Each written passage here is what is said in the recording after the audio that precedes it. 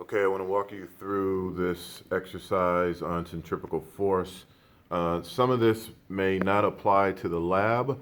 Some of you guys are taking the lecture and it may be applicable to you. So let's just kind of focus in on the pieces that I try to focus in on first, and then we'll come back and hit up some of the other pieces later. So for centripetal force, we're basically going to be taking an object, as I have here. You see the little black dots on this circle. It's a tilted circle, so sort of it looks sort of elliptical, but imagine this to be a pure circle, just a regular circle. And what I'm trying to do here is I'm trying to show you the direction of all the vectors that are involved. So we have an acceleration component that points towards the middle. That's in blue, A sub C. We have a velocity vector that is tangential to the circle. That's that green V that you see right there, sort of in the middle of my screen, sorry. And then you have the centripetal force. Now the centripetal force is sort of a fictitious force, so be careful in doing the analysis on this. And also realize in a second, we're going to determine what R is, and I'll have to explain that in a second picture here. So the formula that's going to evolve from this implies that the acceleration is equal to v squared over r. So the centripetal acceleration is v squared over r, and our centripetal force is generated by the equation mv squared over r.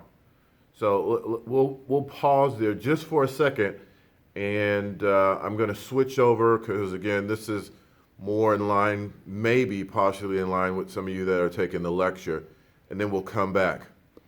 So here's another analysis of what we're doing here. This is let's think of this as a marble that's being spun with uniform circular motion. Just basically the velocity or the spinning action is constant.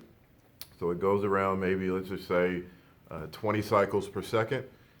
And we can figure out various things. So my F sub C, where you see the summation sign, let me use my laser here. So this capital F sub C is the summation of all my forces towards the center. I use C for center as opposed to X. Your instructor may use X, but I like to use C because it reminds me that I'm going to be using this centripetal force equation.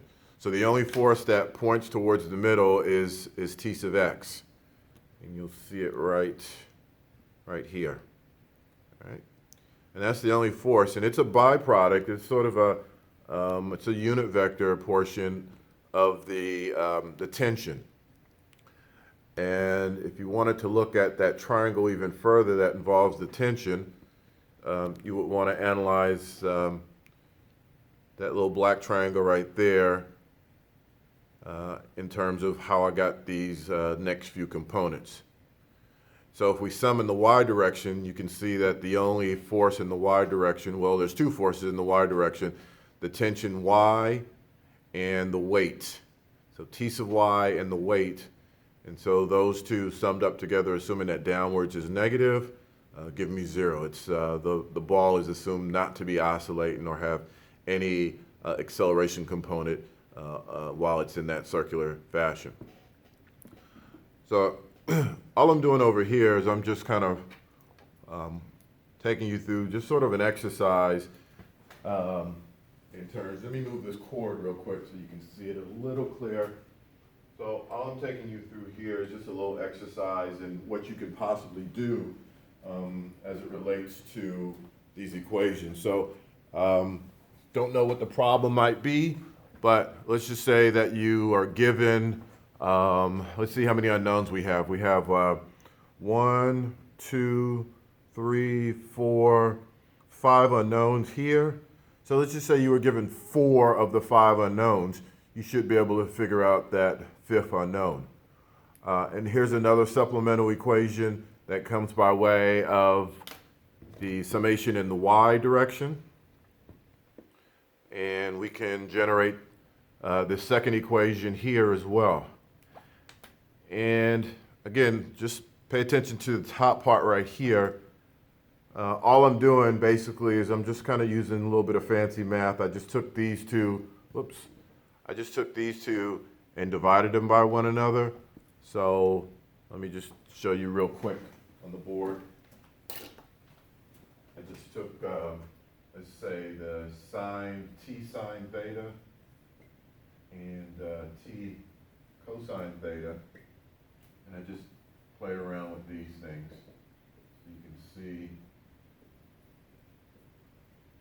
how I got those, and generate another equation. These are not equations that you need to, at least if you're in my, my lecture class, that you need to memorize. It's just some background information that will possibly help you with solving some of these equations. All right, so back to the lab and some of the analysis as it relates to the lab. So looking back at equation one, and equation one was centripetal force is equal to mv squared over r. We can recall, you may or may not have seen this in trig. Hopefully you've seen some of these equations. Linear velocity, if we were to cut this string, or if this object were to go flying, it would have a velocity of v, tangential to the circle. So v is sort of the translational velocity. It's equal to r omega, we'll talk about that, and omega is equal to 2 pi f, or the frequency. I'm using script f there so I don't get you confused with the force, the centripetal force. So it may look a little bit fuzzy, but I intended it to look that way for frequency. And so F is the frequency. It's measured in hertz, or revolutions per second. How many revolutions something goes around in a second. And angular speed is radians per second. Radians is a unitless dimension, usually measure angles. And then again here, a lot of fancy math, which gets me, I'm just substituting, let me get my marker, sorry. This equation here, I'm just using a lot of substitutions. And you'll see probably both of these equations at the end in your lab manual and in the handout. All right, so I don't want this to be too long. It's about 8 minutes now. Feel free to give me a call or shoot me an email. Take care.